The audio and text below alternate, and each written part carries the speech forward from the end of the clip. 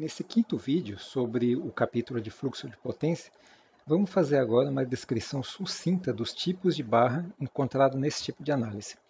Tá? Então, são três os tipos de barra. Tem as barras de geração, de carga e referência. Tá? Vamos lembrar o seguinte, que existem quatro variáveis para as barras, certo? Que são essas daqui. Potência ativa, potência reativa, módulo de tensão e ângulo. Tá? Então são as variáveis P, Q, V e θ. Tá? Então a barra de geração é conhecida também como barra PV. Por quê? Porque a gente já conhece a potência ativa injetada nela, da geração, e o módulo de tensão. Certo? Então, nesse tipo de barra, a gente tem que calcular o θ e o Q dessa barra.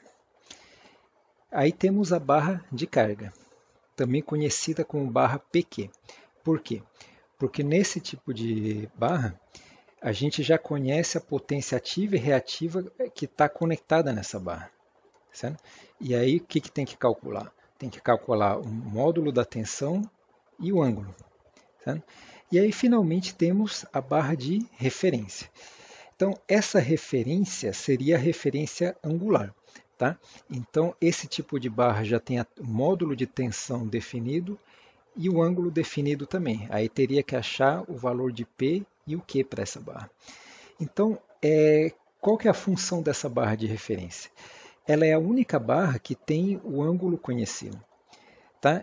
Então, quando a gente processar o fluxo de potência, o ângulo de cada barra, certo? Esse ângulo é o ângulo da tensão de cada barra é em relação à barra de referência. Tá? A gente pode até fazer uma analogia com a análise nodal. Porque na análise nodal, o que acontece? Você tem os nós da sua rede, nesse caso uma rede de 3 nós, 1, 2, 3, e a gente põe esse nó de referência aqui embaixo. Tá? Então, quando a gente calcula essas tensões nodais aqui, é tudo em relação ao nó de referência. Tá? Então, para cada tensão dessa que a gente achar, sempre vai ser em relação ao nó de referência. O mesmo acontece com a barra de referência, porque para cada barra, certo? Onde é calculado o ângulo, sempre vai ser em relação ao nó, à barra de referência. Tá? Geralmente, esse ângulo é atribuído como zero. Tá? Relembrando então esse diagrama que a gente já viu anteriormente, né? Para você começar o estudo do fluxo de potência, o que você precisa como entrada? Né? Os dados de barra, que é o P e o Q de cada carga, né? De cada barra, perdão, as tensões em módulo e o ângulo da barra de referência. Tá? Aqui a gente teria os dados de ramos, né? Montaríamos a matriz de admitância e o fluxo de potência, né? A parte inicial é calcular o módulo de cada tensão e os respectivos ângulos. Tá? Então, é aqui que sai esses ângulos em relação à barra de referência. Assim sendo, né, todo o sistema elétrico tem que ter uma barra de referência para você fazer o estudo do fluxo de potência. Certo? Às vezes você pode ter o sistema mais simples que for, que é duas barras, né, que pode ser uma barra de referência e uma barra de geração, ou também uma barra de referência e uma barra de carga. Certo?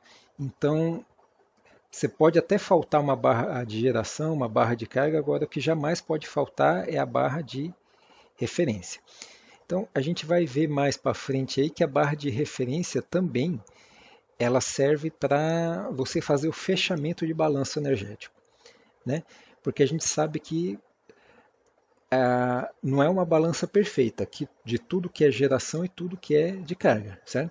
Obviamente que existem perdas, existe uma série de coisas, e esse balanço vai ser fechado aqui pela barra de referência. Por isso que ela já tem o módulo de tensão definido, ângulo de tensão definido e achar o P e o Q dessa barra aí.